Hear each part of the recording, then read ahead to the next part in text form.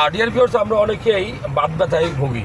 দেখবেন যে মা বোন, আপনাদের চাচা, আপনার বাবা, আপনি নিজেও গিরায় গিরায় প্রচুর ব্যথা করে, গিরাগুলো ফুলে যায়, বিশেষ করে হাঁটুর ব্যথা। কেন হয় জানেন? যে আপনার গিরার ভিতরে একটা অ্যাসিড জমে, ওই অ্যাসিডটার নাম হলো ইউরিক অ্যাসিড। এই ইউরিক অ্যাসিড যদি অনেক বেশি জমে যায় তাহলে ওটাকে আমরা গাউট বলি। যাই হোক, কী কী খাবার খাইলে ইউরিক অ্যাসিড বেশি জমে এই কয়েকটা লিস্ট আপনাদেরকে দিব। এই খাবারগুলো একটু কম খাবেন।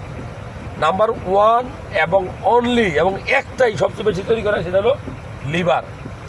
আপনি যে গরুর মাংস খান, গরুর মাংসের থেকে হতে পারে বিশেষ করে কলিজা।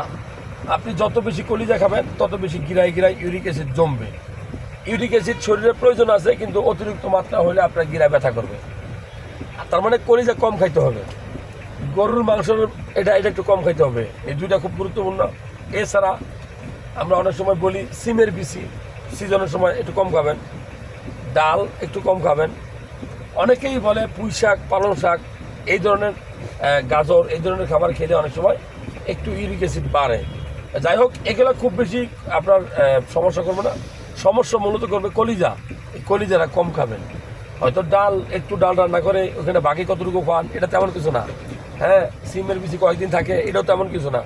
কিন্তু কলিজা, মাংস, গরুর মাংস, এই দুটা তো সবসময় থাকে। এটা একটু কম খাবেন এবং ইউরিক অ্যাসিড কমবে, ব্যথা কমে যাবে।